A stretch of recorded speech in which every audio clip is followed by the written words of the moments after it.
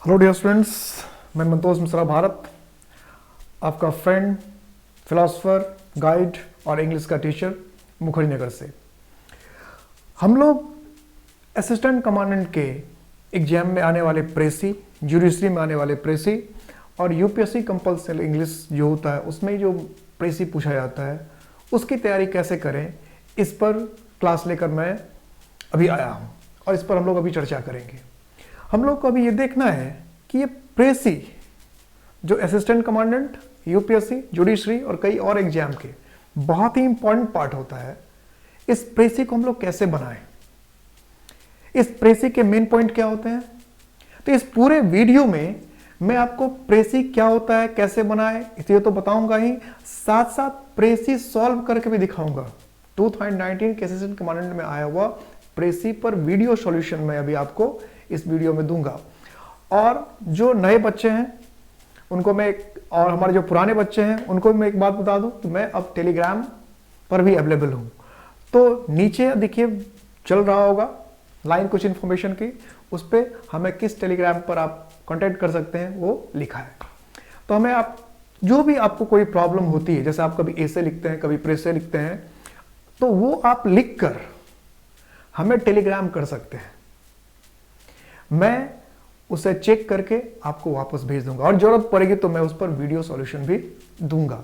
तो आप अपने प्रेसी को, ऐसे को लिखकर उसका एक पीडीएफ बनाकर मुझे टेलीग्राम कर देंगे और मैं उसे करेक्ट कर जरूरी सजेशन के साथ आपको वापस भेज दूंगा। तो आज सबसे पहले हम ये सीखते हैं कि प्रेसी क्या है, प्रेसी कैसे बनाएं। और प्रेसी वो सेक्शन है किसी भी एग्जाम में जिसमें आप मैक्सिमम मार्क्स ला सकते हैं। सपोज करें कि 20 मार्क्स का प्रेसी है तो आप 15 to 16 मार्क्स ला सकते हैं। ऐसे लिखकर इतना मार्क्स लाना मुश्किल है, लेकिन प्रेसी में यह पॉसिबल है, इसलिए प्रेसी पर हमें बहुत ध्यान देना चाहिए। अब हम शुरू करते हैं कि प्रेसी में करते क्या, प्रेसी होता क्या है। तो सबसे पहले मैं आपको बताऊं कि प्रेसी एक फ्रेंच वर्ड है जिसका मतलब होता है टू समराइज, टू एब्रीज समथिंग। तो इसका मतलब यह हुआ कि प्रेसी का सीधा मतलब है संक्षेप में बताना, किसी चीज का भाव, मूल अर्थ बताना। तो जब प्रेसी का मतलब है मूल अर्थ, भाव, समरी, सारांश, सब्सटेंस ऑफ एनी पैसेज, तो इसका मतलब यह है कि सबसे पहले हमें जिस भाषा में हम प्रेसी को बनाने जा रहे हैं उस भाषा की हमें पूरी समझ होनी चाहिए। अगर इंग्लिश में प्रेसी लिखा है तो इंग्लिश भाषा की हमें पूरी समझ होनी चाहिए। मतलब जो चीजें लिखी हुई है, जो हमें एक पैराग्राफ देकर प्रेसी दिया गया, कभी कभी सीरीज ऑफ पैराग्राफ्स होता है, तो एक पैराग्राफ से अगर प्रेसी बनाने दिया गया तो आसान होता है, लेकिन जब सीरीज ऑफ पैराग्राफ्स होता है तो प्रेसी बनाना थोड़ा सा डिफिकल्ट हो जाता है। लेकिन आपको जितने भी एग्जाम्स आते हैं उसमें सीरीज ऑफ पैराग्राफ्स ही रहता है, एक से अधिक पैराग्राफ रहते हैं। इसलिए आपको अपने लैंग्वेज पे काम करना पड़ेगा। जो चीज आप समझ ही नहीं रहे हैं उससे अपने शब्दों में आप व्यक्त ही नहीं कर सकते। तो कोशिश कीजिए कि ट्रांसलेशन बनाकर, इंग्लिश के पेपर पढ़कर, मैगजीन पढ़कर, इंग्लिश के न्यूज़ सुनकर और किसी अच्छे टीचर के कांटेक्ट में आकर आप किसी भाषा को समझना सीखें, इंग्लिश को पहले समझना सीखें। तो हम प्रेसी का मतलब क्या समझा हमने कि प्रेसी का मतलब हुआ कि किसी भी चीज को अपने शब्दों में उसके मूल भाव को व्यक्त करना, मूल भाव को, सब्सटेंस को, जिस्ट को, मेन आइडिया को। जैसे ही मेन आइडिया हम कह रहे हैं तो प्रेसी में आपको यह ध्यान रखना पड़ेगा कि प्रेसी में, उस प्रेसी में मार्क्स कट जाते हैं जिस प्रेसी में आपने अपनी तरफ से कुछ ऐड कर दिया, या प्रेसी का कोई मेन पार्ट है उसे आपने रिमूव कर दिया, डिडक्ट कर दिया, उसे ऐड नहीं किया। इसलिए प्रेसी बनाने से पहले जो पैराग्राफ आपको दिया होगा उसको कम से कम 2 to 3 टाइम्स पढ़ना चाहिए। और पढ़ते समय स्पीड में नहीं कि हम एग्जाम दे रहे हैं तो जल्दबाजी में पढ़ गए, बिल्कुल नहीं। अगर आपके 3 घंटे का पेपर है और प्रेसी 15 to 20 मार्क्स का है तो आप मेंटली प्रिपेयर होकर जाएं कि आपको प्रेसी के लिए कम से कम 20 मिनट्स to 30 मिनट्स देना है। मिनिमम 20 मिनट से कम देना ही नहीं है, पहले से दिमाग में रखना कि इतने तो देना ही देना। अब ये 20 मिनट्स कैसे देना है, तो नॉर्मली अगर पैराग्राफ देखा जाए, प्रेसी देखा जाए तो 250 वर्ड्स से लेकर 400-500 वर्ड्स तक होता है। तो अगर 400 को भी हम एवरेज मान लें कि 400 वर्ड का एक प्रेसी है तो 400 वर्ड्स को 3 टाइम्स पढ़ने के लिए कम से कम 6 to 7 मिनट्स चाहिए, क्योंकि ऑन एन एवरेज जो एक अच्छा स्टूडेंट है वो 150 वर्ड्स 1 मिनट में पढ़कर समझ सकता है। 200 वर्ड्स भी लोग पढ़ते समझते हैं। तो इसके हिसाब से देखें तो आप 6, 7, 8 मिनट्स तक में तो 2 से 3 बार आप पढ़ ही लेंगे। पढ़ते वक्त जल्दबाजी नहीं होनी चाहिए। पढ़ने में 3 बातों का ध्यान रखना, रीडिंग, अंडरस्टैंडिंग एंड थिंकिंग। मतलब जब आप पढ़ रहे हैं तो आप समझ भी रहे हैं, और समझने के साथ साथ आपका दिमाग सोच भी रहा है कि वो क्या कहना चाह रहा है। समझ रहे हैं और सोच नहीं रहे तो फिर भूल जाएंगे। तो जो कह रहा है उसे हमें समझना भी है प्रेसी में। तो प्रेसी के लिए सबसे इंपॉर्टेंट बनाने के लिए क्या हो गया कि आपको लैंग्वेज पे कमांड होना चाहिए, लैंग्वेज समझ में आना चाहिए, और फिर आपकी अंडरस्टैंडिंग बेहतर होनी चाहिए और थिंकिंग कैपेबिलिटी भी बेहतर होनी चाहिए, और पेशेंस होना चाहिए। और कम से कम 2 या 3 बार आप प्रेसी को पढ़े। प्रेसी बनाने से पहले कम से कम आपको समझ लेना कि 3 बार तो मुझे पढ़ना ही है।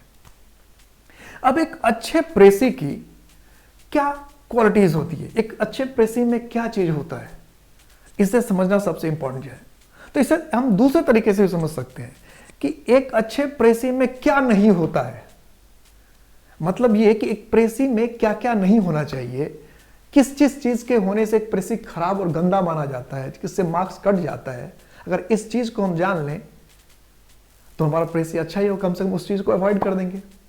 तो सबसे पहले आप यह समझ लीजिए कि जिस पैराग्राफ का प्रेसी बना रहे हैं उस पैराग्राफ में अगर कोई इलस्ट्रेशंस है और या फिर एग्जाम्पल्स है, तो इलस्ट्रेशंस है, एग्जाम्पल्स है, तो एग्जाम्पल्स को आपको लिखने की जरूरत नहीं है। कोई भी एग्जाम्पल आप प्रेसी में नहीं लिखेंगे। प्रेसी में एग्जाम्पल्स नहीं होने चाहिए, इलस्ट्रेशंस नहीं होने चाहिए। समझ में आ गई बात? बिल्कुल नहीं होना चाहिए। सेकंड थिंग, कभी कभी वो कंपेयर करता है, कंपैरिजन का इस्तेमाल करता है किसी चीज से। तो आप जब प्रेसी लिखते हैं तो मेन पैराग्राफ में अगर कंपैरिजन है तो प्रेसी में कंपैरिजन का इस्तेमाल नहीं करेंगे। Second point. थर्ड पॉइंट, प्रेसी के जो मेन पैराग्राफ होते हैं उसमें किसी चीज को साबित करने के लिए वो रीजंस बताता है, एक्सप्लेनेशन देता है कि ये ऐसा क्यों है। आपके प्रेसी में रीजंस नहीं होने चाहिए। आप किसी भी चीज को एक्सप्लेन नहीं करेंगे, रीजंस नहीं लिखेंगे। नेक्स्ट पॉइंट क्या होता है कि वो कोई बात कहकर पैराग्राफ में उस बात को प्रूफ करने के लिए, स्ट्रेंथन करने के लिए, मजबूत करने के लिए आर्गुमेंट्स का इस्तेमाल करेगा। तो आपको अपने प्रेसी में आर्गुमेंट्स का इस्तेमाल नहीं करना है। मतलब अगर मेन पैराग्राफ में इलस्ट्रेशंस है, एग्जाम्पल्स है, रीजंस है, आर्गुमेंट्स है, तो इन सब कंपैरिजन है, तो इन सबको प्रेसी से बाहर का रास्ता दिखाएं। देखिए अपने आप कम होने लगा ना, हम क्या छांटे हमें पता ही नहीं रहता। इन चीजों को छांटिए, और भी चीजों को छांटना है। कोटेशंस है, किसी का स्टेटमेंट है, तो आप अपने प्रेसी में आप कोटेशन को, स्टेटमेंट को जगह नहीं देंगे। नेक्स्ट पॉइंट क्या देखेंगे कि लैंग्वेज को थोड़ा सा डिफिकल्ट और टिपिकल बनाने के लिए जो मेन पैराग्राफ होता है उस मेन पैराग्राफ में फिगर ऑफ स्पीच, मतलब क्या, अलंकारिक भाषा का इस्तेमाल किया जाता है, बड़े बड़े अलंकार। तो अलंकारिक भाषा जो है आपको उसका इस्तेमाल नहीं करना है, अलंकार को छोड़ देना। फिगर ऑफ स्पीच का इस्तेमाल कर लिखा है जैसे एज ब्रेव एज लायन, तो इस तरह की चीजों को ब्रेव से बता दीजिए, as brave as a lion लिखने की जरूरत, इस तरह के अलंकार का इस्तेमाल करने की जरूरत नहीं है। बहुत सारे इडियम्स और फ्रेज का इस्तेमाल अगर किया तो उसे अवॉइड करें। इसके बाद जो स्टैटिस्टिक्स या डाटा प्रोवाइड किया गया है मेन पैराग्राफ में उसको अवॉइड कीजिए। इतनी चीजों को छोड़ दीजिए तो आपकी प्रेसी अपने आप बेहतर हो जाएगी। और अपने आइडियाज आपको ऐड नहीं करना। पैराग्राफ पढ़ने के बाद आपको लगे कि अगर ऐसा कहना चाहता है तो साफ साफ कह रहा है क्या, ये देखना है। आपको लग रहा है ऐसा कहना चाहता था, पैराग्राफ में सचमुच ऐसा लिखा है क्या, तब उसको ऐड करेंगे। और कहना सिर्फ चाह रहा आपको लग रहा और पैराग्राफ में ऐसा कुछ साफ साफ नहीं लिखा तो उसे ऐड नहीं करना है। मतलब किसी भी तरह से अगर समरी में आपने अपनी बात ऐड कर दी, कहता है right in your own words कि अपने शब्दों में लिखिए, लेकिन अपने भाव को लिखिए तो नहीं कह रहा है। तो भाव जो है पैराग्राफ का वही रहेगा, जो उसने कह रखा है वही पैराग्राफ में आपके में प्रेसी में रहेगा। आप अपने तरफ से अपनी बात ऐड नहीं करेंगे, या कोई जो मेन पॉइंट है उसको आप रिमूव नहीं करेंगे। इसलिए जो चीजें मैंने हटाने के लिए बोली है उन चीजों को हटाइए। इलस्ट्रेशंस हटा दीजिए, एग्जाम्पल्स हटा दीजिए, कंपैरिजंस हटा दीजिए, आर्गुमेंट्स हटा दीजिए, रीजन्स हटा दीजिए, डाटा हटा दीजिए, स्टैटिस्टिक्स हटा दीजिए, स्टेटमेंट्स कोटेशंस हटा दीजिए, फिगर्स ऑफ स्पीच हटा दीजिए। इन सब चीजों को हटा दीजिए, क्योंकि ये सब चीजें बस जो मेन बात है उसको प्रूफ करने के लिए होता है। हमें सिर्फ मेन बातें कहनी है, हमें किसी को प्रूफ नहीं। प्रेसी में सिर्फ मूलभूत बात कहनी होती है, उससे प्रूफ नहीं करना होता है। और जो पैराग्राफ दिया रहता है उनमें ये सारी बातें होती है मेन बात को छुपाने के लिए, ढकने के लिए, उसे प्रूफ करने के लिए। समझ में आ गई बात? तो इसका मतलब प्रेसी में जो बचता है वो सिर्फ मेन भाव बचता है। तो आपको क्या छांटना है, बस छांटने वाली चीजों को अलग कर दें, अपने आप मेन चीज बच जाएगा। इन सब चीजों को जैसे अलग करेंगे मेन चीज अपने आप बच जाएगा। इसके बाद आते हैं कि लैंग्वेज कैसा हो। तो प्रेसी का लैंग्वेज बहुत ही सिंपल होना चाहिए। छोटे छोटे सेंटेंस लिखिए। अगर कोई बड़े एडजेक्टिव का इस्तेमाल किया, ए लॉट ऑफ, तो आप मैनी पे आ जाइए। ऐसे शब्द का चयन कीजिए। वन वर्ड सब्स्टिट्यूशन का इस्तेमाल कीजिए। अगर कहीं पे आपको लगता है कि ज्यादा कन्वर्सेशन किया हुआ है, बातचीत की हुई है, डायरेक्ट सेंटेंस का इस्तेमाल किया है, डायरेक्ट स्पीच में सेंटेंस का इस्तेमाल किया है, तो आप इनडायरेक्ट में आ जाइए। कोई अगर दो कैरेक्टर के बीच में बातचीत दिखाई जा रही है तो उस बातचीत को आप, उस बातचीत का जो ब्रीफ मेन पॉइंट है सिर्फ उसे लिख दीजिए। पूरी बातचीत इनडायरेक्ट नेरेशन में बनाकर लिखने की जरूरत नहीं है। दो कैरेक्टर के बीच में बातचीत है, आर्गुमेंट है, कुछ भी है, डिस्कशन है, तो आप उस डिस्कस पूरे, अगर उसने 2-4 सेंटेंस में डिस्कशन, वो 4 सेंटेंस में जो मेन पॉइंट डिस्कस हुआ बस उसे, उस जो डिस्कशन का कंक्लूजन है उसे लिख दीजिए। ठीक है? लैंग्वेज बिल्कुल सिंपल, आसान, सिंपल वर्ड्स का इस्तेमाल करना है। वन वर्ड सब्स्टिट्यूशन का इस्तेमाल करेंगे तो शब्द की कमी हो जाएगी। छोटे छोटे एडजेक्टिव का इस्तेमाल, बड़े बड़े कनेक्टर्स अगर है, कंजंक्शंस है, not only but also, as well as, अरे उसका मतलब एंड ही है। कहते राम ही नहीं रवि भी, तो हम लिख सकते हैं Ram and Ravi. Not only but also का इस्तेमाल हम क्यों करें? तो इस तरह से छोटे छोटे वर्ड्स का इस्तेमाल आपको करना है, छोटे कनेक्टर्स का इस्तेमाल करना है, छोटे एडजेक्टिव्स का इस्तेमाल करना है, वन वर्ड सब्स्टिट्यूशन का इस्तेमाल करना है। जरूरत पड़े तो किसी ईडियम का इस्तेमाल कर दिया, क्योंकि ईडियम भी कई वर्ड के बदले कभी कभी एक वर्ड से काम चल जाता है। क्लियर हो गई बात? तो लैंग्वेज पर आपको बहुत ध्यान देना है। तीसरी बात आपको ध्यान देना है कि जब हम प्रेसी की बात करते हैं तो वर्ड लिमिट जरूर आता है। तो वर्ड लिमिट में 2 बातें होती है। जनरली अगर वर्ड लिमिट आपको नहीं दिया हुआ है तो 1/3 का इस्तेमाल करते हैं। 1/3 का मतलब क्या? जो भी है उसको 3 से डिवाइड कर दिया। 100 है तो 33, 200 है तो 66। अब 33 कह दिया तो 33 हो जरूरी नहीं है। 33 से 1-2 वर्ड्स अगर ज्यादा भी है और 1 या 2 वर्ड्स अगर कम भी है, वर्केबल। एकदम नहीं, मैथमेटिक्स के हिसाब से नहीं कि 33 है तो 33 होना चाहिए। अब 35 लिख दिया तो कोई तूफान नहीं आ जाएगा, 31 में लिख दिया तो कोई तूफान नहीं। 2-3 वर्ड कम ज्यादा मायने नहीं रखता। ठीक है? लेकिन 5-6 वर्ड्स, 5 वर्ड्स ज्यादा या कम हो जा रहा है तो फिर उसमें प्रॉब्लम है। 5 वर्ड्स ज्यादा लिख रहे हैं, उसने कहा 1/3 में लिखने के लिए, तो 5 वर्ड्स का मतलब 1/3 का 15 वर्ड्स है ना। मतलब क्या कि आपने कई चीजें उसमें क्या कर दी, रिपीट कर दी है। तो रिपीटेशन से बचना है। प्रेसी में एक बात जो आपने कह दी उसको दोबारा नहीं करना है। जबकि मेन पैराग्राफ में रिपीटेशन होता है, बार बार रिपीट करेगा एक ही बात को। आपको एक ही बात को उसने पैराग्राफ में अगर 3 टाइम्स रिपीट किया कि फर्स्ट पैराग्राफ में उसी बात को कहा, फिर थर्ड पैराग्राफ में जाकर कह रहा, तो रिपीटेशन को अवॉइड करना है। प्रेसी में आइडियाज, थॉट या कंसेप्ट का रिपीटेशन नॉट अलाउड। बिल्कुल रिपीटेशन नहीं होना चाहिए, किसी भी बात का रिपीटेशन नहीं होगा। ठीक है? तो क्या करना है आपको कि जो बातें हो रही है, जो बातें हमें कही गई है, उसको हमें रिपीट नहीं करना, वर्ड लिमिट को क्रॉस नहीं करना है। और 1-2 वर्ड कम ज्यादा होगा तो वो कोई हमारी समस्या नहीं है। 5 वर्ड से ज्यादा आप कभी कोशिश ना करें। तो वर्ड लिमिट को हमेशा फॉलो करें।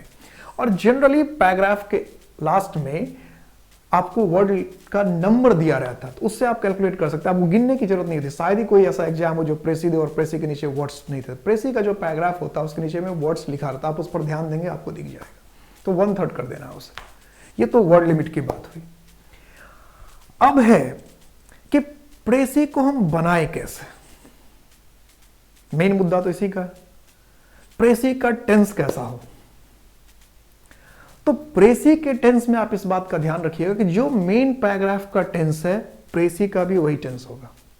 जो मेन पैराग्राफ का टेंस है, प्रेसी का भी वही टेंस होगा। क्लियर? अगर प्रेसी में आई और यू का इस्तेमाल आपने कर दिया तो it's a blunder. Main paragraph में आई और वी होता है, यू हो सकता है, आई हो सकता है, यू हो सकता है, जो पैराग्राफ उसने समराइज करने के लिए आपको दिया है। लेकिन जब आप पैराग्राफ को समराइज करने लगेंगे, तो जब पैराग्राफ को हम समराइज करते हैं, हम जब प्रेसी लिखते हैं, कि स्टूडेंट जब प्रेसी लिखता है तो उसके प्रेसी में, स्टूडेंट के प्रेसी में आई का इस्तेमाल कभी नहीं होता, यू का इस्तेमाल नहीं होता। दोनों ऑफेंसिव वर्ड है। आई का मतलब आप हो जाएंगे, यू का मतलब जो एग्जामिनर है वो हो जाएगा, जो आपके क्वेश्चन को इवेल्युएट कर रहा है। इसलिए दोनों ऑफेंसिव यूज ही नहीं। प्रेसी में अगर आपने आई और यू लिख दिया तो समझिए बर्बाद, मार्क्स कटेगा ही कटेगा, आपका बहुत ज्यादा मार्क्स कटेगा। इसका मतलब प्रेसी आपको बनाने ही नहीं आता, तो ये मैसेज नहीं देना है। और जानबूझकर देखिएगा कई बार प्रेसी ऐसा उसमें आई या यू वर्ड का इस्तेमाल किया जाता है, तो आई और यू को हटा देना। आप थर्ड पर्सन में जाइए, जनरलाइज कीजिए बात को, अपने को मत ले आइए। और यू पैराग्राफ में रहेगा तो भी, तो अगर आई बार बार वो लिख रहा है तो उसकी जगह पे द ऑथर लिखिए, द राइटर लिखिए, द नरेटर लिखिए, जो कहने वाला उसके हिसाब से। तो आई कहने का मतलब क्या है कि आप जब पैराग्राफ बना लेंगे तो उसमें आप द ऑथर लिखेंगे, द राइटर लिखेंगे, द नरेटर लिखकर आप अपनी बात को कहेंगे, आई लिख कभी नहीं लिखेंगे। और यू कह रहा है तो उसको जनरलाइज कर देंगे, थर्ड पर्सन में लेके चले जाएंगे। वी का इस्तेमाल कर लीजिए, एवरीवन का इस्तेमाल कर लीजिए, जिससे जनरलाइज हो, बात सबकी हो जाए। क्लियर हो गई बात? नेक्स्ट पॉइंट आपको क्या देखना है, ध्यान रखना है कि जब पैराग्राफ हम प्रेसी बनाने जाते हैं तो ये कतई जरूरी नहीं होता है कि जिस ऑर्डर में पैराग्राफ है प्रेसी का उसी ऑर्डर में प्रेसी बने। क्योंकि कुछ बच्चे ऐसा करते हैं प्रेसी बनाने में कि 3 पैराग्राफ्स अगर है तो फर्स्ट पैराग्राफ के मेन पॉइंट, सेकंड पैराग्राफ के मेन पॉइंट्स और थर्ड पैराग्राफ के मेन पॉइंट्स वो लिख दिया उसी ऑर्डर में। 4 पैराग्राफ से तो सारे पैराग्राफ के जो मेन पॉइंट्स को लगा उसको अंडरलाइन किया, लैंग्वेज भी अपना इस्तेमाल नहीं किया, उसी मेन पॉइंट्स को लिख दिया, वैसे ही लिख दिया। Is not right way. आपको जब प्रेसी लिखते हैं तो आपको फर्स्ट पैराग्राफ को 2 बार 3 बार पढ़ के आप समझिए को क्या कहना चाह रहा है। फिर सेकंड पैराग्राफ में देखिए क्या कहना चाह रहा है, उसके भी मेन पॉइंट को आप समझिए। थर्ड पैराग्राफ में देखिए क्या कहना चाह रहा है, उसके मेन पॉइंट को भी समझिए। फोर्थ पैराग्राफ में क्या कहना चाह रहा है, उसको भी 2-3 बार पढ़ के उसके भी मेन पॉइंट समझिए। मेन पॉइंट सब समझ के उसको अंडरलाइन कर लीजिए। आपके पास पेन होता ही है, आप जो मेन पॉइंट लगता है उसको आप अंडरलाइन कर लीजिए। अंडरलाइन करने के बाद आप देखिए कि ये जो मेन पॉइंट्स आपने अंडरलाइन किए हैं इसमें किसी में रिलेशन है क्या, कि जो फर्स्ट पैराग्राफ में अपने मेन पॉइंट्स को अंडरलाइन किया उसका रिलेशन क्या थर्ड पैराग्राफ के पॉइंट से है, या सेकंड पॉइंट पैराग्राफ में जो हमें अच्छी भी लग रही है वही चीज है क्या फोर्थ पैराग्राफ में कही गई है। तो जो इंटर रिलेटेड बातें हैं उसको एक साथ ले आइए। ठीक है, इंटर रिलेटेड बातों को, जो एक दूसरे से संबंधित बातें हैं उसको एक जगह ले आना। जानबूझकर प्रेसी में क्या जाता है, यही तो अंडरस्टैंडिंग की चीज है। वो आपको कह रहा है कि प्रेसी लिखिए, समरी लिखिए, अपने शब्दों में लिखिए, और आपने ट्रिक लगा दिया कि भाई मेन पॉइंट्स लिखकर आ जाते हैं। कुछ लोग ऐसा ही करते हैं, तो ये बिल्कुल नहीं करना है। तो उसने क्या किया होगा आपके टेस्ट के लिए कि कुछ बातें जो पहली पैराग्राफ में कही गई है उसी तरह की बातें उसने थर्ड पैराग्राफ में कही और बीच में कुछ और बातें कह दी, और आपने क्या किया कि अपनी बात लिखते समय यही कह दिया, तो फ्लो टूट गया ना। तो जो पैराग्राफ लिख रहा है, जो हमें क्वेश्चन दे रहा है, उसको ये आजादी है कि वो अपने फ्लो को ब्रेक करे, वो आइडियाज को बिखेर दे। और हमारा यह काम है कि बिखरे हुए आइडियाज को ऑर्गेनिक होल, एक ऑर्गेनिक बॉडी बनाए। मतलब हम जब आइडिया लिखें, हम जब प्रेसी लिखें तो सारे आइडियाज फ्लो करें, सिलसिलेवार ढंग में हो, एक से एक दूसरा रिलेटेड हो, ऐसे लिखना है। इसी के मार्क्स हैं। अगर ये आप कर पाएंगे तो फुल मार्क्स है। अगर आप आइडियाज को एक जगह नहीं ले पाए, सिलसिलेवार ढंग से नहीं अरेंज कर पाए, तो इसका मतलब आपको प्रेसी नहीं समझ में आया। आपने क्या कहते हैं उसको, टिप दिया, बस चिप मार दी। तो टिप मारना और चिप मारना नहीं है, आपको समझकर मार्क्स लाना है। आप असिस्टेंट कमांडेंट बनने जा रहे हैं, आप यूपीएससी का एग्जाम दे रहे हैं, आप जुडिशरी का एग्जाम दे रहे हैं, आप जज बनना चाहते हैं, और आप ऐसे काम करेंगे तो कैसे बात बनेगी। तो आपको क्या करना है कि आइडियाज को पहले समझना है 2 से 3 बार पढ़कर, फिर जो अलग अलग पैराग्राफ के मेन पॉइंट्स है उसको एक दूसरे से रिलेट करना है, और फिर उसे लिखना है। अब वर्ड्स के लिमिट में आपको यह भी देखना है, जैसे आप अंडरलाइन करने के लिए मैंने कहा था, तो उस समय वर्ड्स को काउंट कर, जितने पैराग्राफ में वर्ड्स को आपने सेंटेंसेस को आपने अंडरलाइन किया सबको एक बार काउंट कर लीजिए। दो बातें हो सकती है, जो 1/3 होगा उससे ज़्यादा वर्ड्स हो गया होगा या उससे बहुत कम वर्ड्स हो गया होगा। ज़्यादा वर्ड्स हो गया तो आप देखिए कि जो आपने 3-3 पैराग्राफ में मेन पॉइंट्स अंडर किए उसमें कुछ रिपीटेशन हो गया क्या, उसमें एक ही बात दोबारा आ गया क्या, उसमें किसी एग्जाम्पल को आपने अंडरलाइन कर लिया क्या, उसमें किसी रीजन को अंडरलाइन कर लिया क्या, आपने किसी डाटा को अंडरलाइन कर लिया क्या, आपने किसी फिगर ऑफ स्पीच को अंडरलाइन कर लिया क्या, आपने किसी कंपेरिजन को अंडरलाइन कर लिया क्या, आपने असेसमेंट कोटेशन को अंडरलाइन किया क्या, फिर उसको हटा दीजिए, फटाक से हटा दीजिए। क्लियर है? फिर वर्ड लिमिट कम हो जाएगा। या बहुत कम लिमिट्स हो गया तो आप देखिए कहीं मेन पॉइंट को आपने छोड़ तो नहीं दिया। तो जब आप अंडरलाइन करेंगे उससे आपको मोटा मोटी यह पता चल जाएगा कि आपको कितने वर्ड्स कम या ज्यादा हो रहे हैं। कम हो रहे तो ऐड करना दोबारा, और ज्यादा हो रहे तो कट करना है। क्लियर है मेरी बात? अब जब आप फिर प्रेजेंट करने लगेंगे तो डायरेक्ट हम नहीं लिखते हैं प्रेसी। आपको प्रेसी के लिए एक शीट दिया जाएगा जिसमें बॉक्स बना रहता है, वो बॉक्स बनाकर मैं आपको दिखाऊंगा जैसा बॉक्स बना रहेगा, उस बॉक्स में ही आपको लिखना है। प्रेसी का जो फॉर्मेट दिया रहेगा उसी में लिखना है, अपने मन से नहीं लिखना है आपको। तो उस बॉक्स में लिखने से पहले आप किसी रफ पेज पर जो आपको दिया जाता है आंसर, उसी में किसी पेज पर आप जो मेन पॉइंट्स लिख रहे हैं उसको एक बार ऑर्गेनिक बनाकर, जब आपको लगे कि ये किस सीरीज में होना चाहिए। सीरीज की बात से मैं एक बात आपको ये बता दूं और कि जैसे पैराग्राफ दिया हुआ है बिल्कुल उसी सीरीज में प्रेसी नहीं लिखा जाता है। ये आपको तय करना होता है पूरे पैराग्राफ समझने के बाद कि आपको किस हिसाब से, किस ऑर्डर से पैराग्राफ को डेवलप करना है, वो आपकी जिम्मेदारी होती है। ये बात समझनी है कि बिल्कुल जिस ऑर्डर में पैराग्राफ है उसी ऑर्डर में प्रेसी करना जरूरी नहीं है। फिर आपने समझा क्या? आपको समझने के बाद जो लगता है कि ये पॉइंट पहले होना चाहिए, ये बातें पहले होनी चाहिए, ये बात बाद में होनी चाहिए, इसी के तो मार्क्स है कि क्या आप ये समझ पा रहे हैं कि पैराग्राफ में जो आइडियाज बिखेर रखा उसमें किस आइडियाज को पहले होना चाहिए, किस आइडियाज को बाद में होने चाहिए। इसी की मेहनत है, इसी के मार्क्स है। और क्या करना होता है प्रेसी में? तो ये आपकी जिम्मेदारी होगी। दो चीजें आपके लिए बहुत इंपॉर्टेंट कि आप पहले ये समझ ले कि किस आइडिया को पहले होना चाहिए, किस आइडिया को बाद में होना चाहिए। मतलब पैराग्राफ आपको शुरू करना है। हो सकता है आपको लग रहा है कि लास्ट पैराग्राफ से पैराग्राफ शुरू होना चाहिए, शुरू कीजिए। सेकंड पैराग्राफ से शुरू होना चाहिए, सेकंड पैराग्राफ शुरू कीजिए। थर्ड पैराग्राफ शुरू होना चाहिए, आप कीजिए। आपको आइडियाज को असेंबल करना है, उसको इस बात से मतलब नहीं। उसे देखना कि सिर्फ जो आइडियाज वो फ्लो में है कि नहीं, बेतरतीब नहीं होना चाहिए, हेफाजोडस नहीं होना चाहिए। तो मतलब ये हुआ कि जब आपका प्रेसी कंप्लीट हो जाए तो किसी को ऐसा लगना चाहिए कि वही मेन पैराग्राफ है। मतलब जिसने किसी मेन पैराग्राफ को पढ़ रखा होगा, सपोज कीजिए कि मेन पैराग्राफ मैंने किसी और को देखा और प्रेसी किसी और को दे दिया पढ़ने के लिए, आपका बना हुआ प्रेसी, तो जो पूरे मेन पैराग्राफ को पढ़ रहा है उसको भी उतनी ही बात समझ में आए जो आपके प्रेसी को कहीं पढ़ रहा है। तो कोई 100 वर्ड्स को पढ़ के उतनी ही बात समझे जो कोई 33 वर्ड्स को पढ़कर समझे।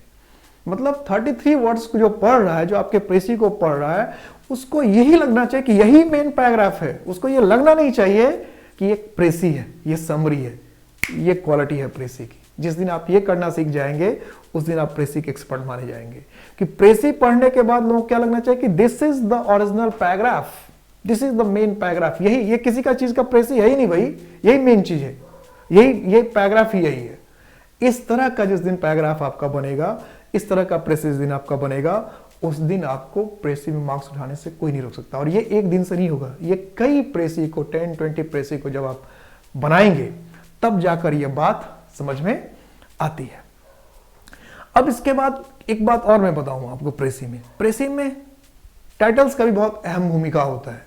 टाइटल्स के विषय में, हेडिंग के विषय में दो तरह की बातें होती है। कुछ एग्जाम ऐसा होता है जो टाइटल्स या हेडिंग के लिए आपको अलग से मार्क्स देता है। जैसे 15 मार्क्स है तो 5 मार्क्स या 3 मार्क्स सिर्फ हेडिंग के लिए देगा, 20 मार्क्स है तो 5 मार्क्स सिर्फ हेडिंग के लिए देगा। हमारे समय में जब 2004 में मैंने असिस्टेंट कमांडेंट का एग्जाम दिया था तो उस समय 150 मार्क्स के प्रेसी आते थे। 150 मार्क्स का टोटल एग्जाम होता था इंग्लिश का।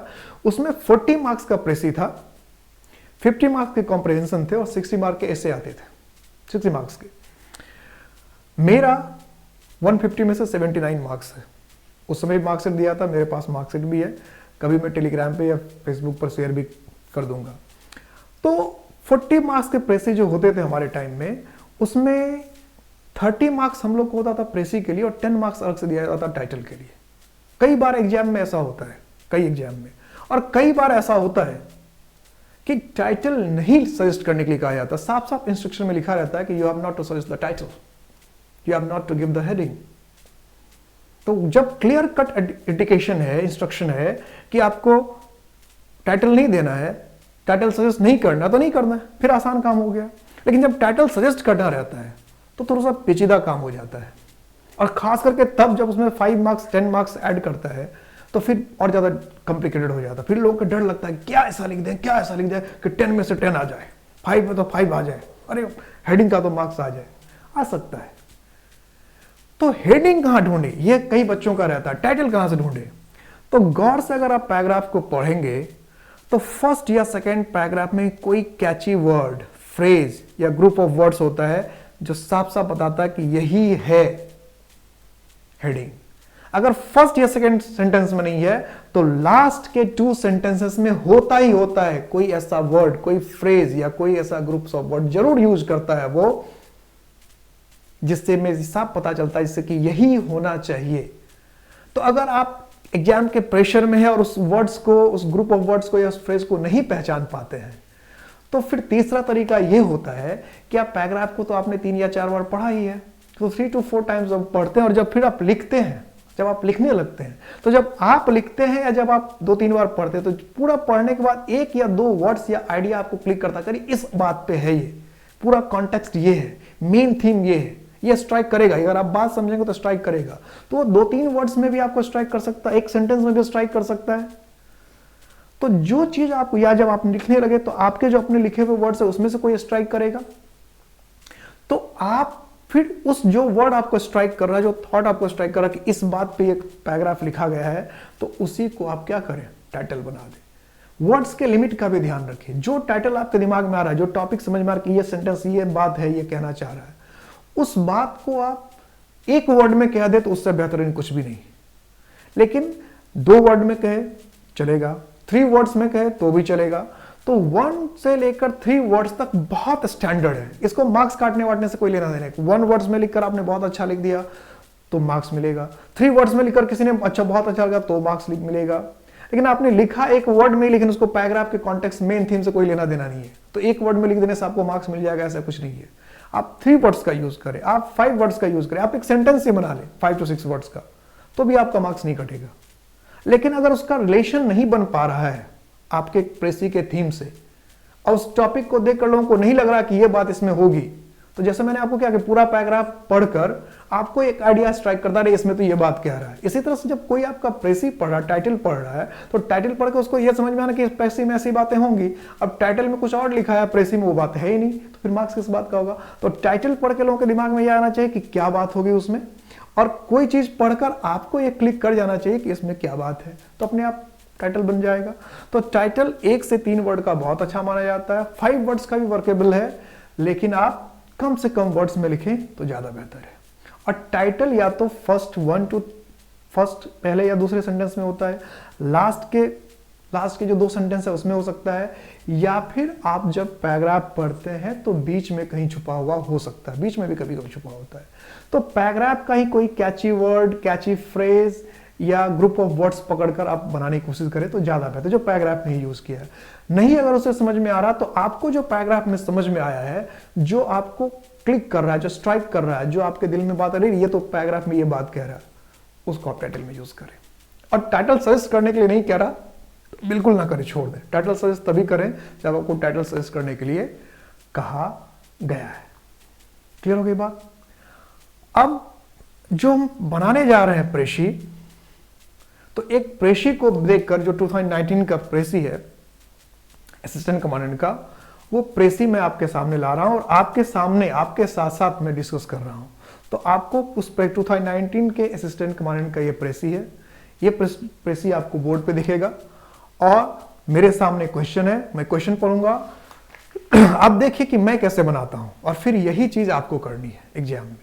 एक बात मैं इसमें और बता रहा था आपको, उसको मैं फिर क्लियर कर दूं आपको, कि पहले आप एक पेज में जो आपका आंसर शीट है उसमें लिख लीजिएगा, रफ में पहले वर्ड्स काउंट कर लीजिएगा, कम हो रहा है या ज्यादा हो रहा है वो देख लीजिएगा, और उसके बाद जो आपको प्रेसी का शीट दिया गया उस प्रेसी के शीट पर आप लिखना शुरू करेंगे। एक एक बॉक्स में एक एक वर्ड डालेंगे, सीधा प्रेसी वाले शीट में लिखना शुरू कभी मत करें। और जब आप लिख लेंगे तो उसको रफ वर्क कर क्रॉस कर देंगे। ये एग्जाम का नियम होता है कि एक पेज पर आपने लिख लिया, रफ कर लिया। इससे आपको और अच्छा होगा, जो चेक करेगा उसको दिखेगा कि आपने पूरी ईमानदारी से बनाई है। जो प्रेसिव मिलाएगा कि आपका प्रेसिव शीट दिखेगा, आपका रफ वर्क दिखेगा, तो उसको दिखेगा कि हाँ आपने मेहनत की है, ईमानदारी से आपने बनाया, तो और अच्छा इंप्रेशन बनता है। नहीं तो अजीब लगेगा कि आप कितने जीनियस हैं, कि आपने कोई फेयर वर्क नहीं किया, आपने रफ वर्क नहीं किया, आपने कहीं उसको फेयर नहीं किया, डायरेक्ट आपने प्रेसिव में लिख दिया, क्या जीनियस है आप।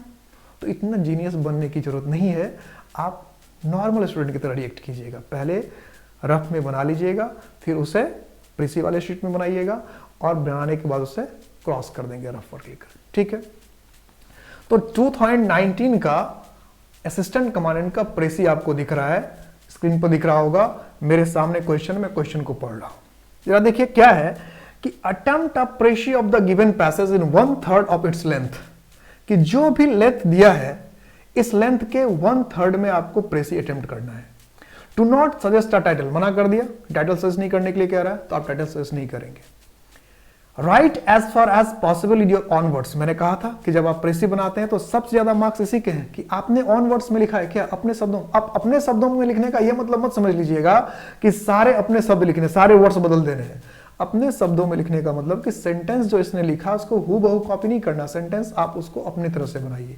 कुछ वर्ड्स के सिनोनिम्स यूज कीजिए, वन वर्ड ऑप्शन यूज कीजिए, मैंने कहा था इडियम्स यूज कीजिए, फ्रेज आप यूज कर सकते हो तो कीजिए जो कम वर्ड्स में हो, एडजेक्टिव्स को चेंज कर दीजिए, कनेक्टर्स को चेंज कर लीजिए। ये हुआ ऑन वर्ड्स लिखने का मतलब सारे वर्ड्स हमने चेंज ही कर दिए, ऐसा कुछ नहीं। The precis must be written only in the precis format given, तो जो प्रेसी का फॉर्मेट दिया गया उसी में लिखना। मैंने बताया था ना कि रफ में कहीं लिख लीजिए और प्रेसी का जो फॉर्मेट होगा उस पर लिख लीजिएगा। तो स्क्रीन पर दिख रहा होगा, इसको मैं टेलीग्राम पर भी शेयर कर दूंगा क्वेश्चंस को, जिसके पास क्वेश्चन अवेलेबल नहीं होगा, स्क्रीन पर ठीक से ना दिखे या नहीं दिख पा रहा हो, तो आप या तो स्क्रीनशॉट लेकर उसको रख लेते हैं, टेलीग्राम पर भी मैं आपको शेयर कर दूंगा। पढ़ते हैं पैराग्राफ। पहले पैराग्राफ को मैंने क्या कहा था कि आराम से पढ़कर समझने की कोशिश करनी है। पहले 2 से 3 बार, मुझे तो एक बार में समझ में आ जाएगी तो मैं तो एक बार में पढ़ लूंगा, लेकिन आपको एग्जाम में एक स्टूडेंट है, आप पर तो प्रेशर होगा, आप तो दबाव में होंगे, तो ठंडे दिमाग से, फास्ट नहीं, ठंडे दिमाग से पढ़कर पहले मेन थीम समझने की कोशिश करना है कि वो कहना क्या चाह रहा है।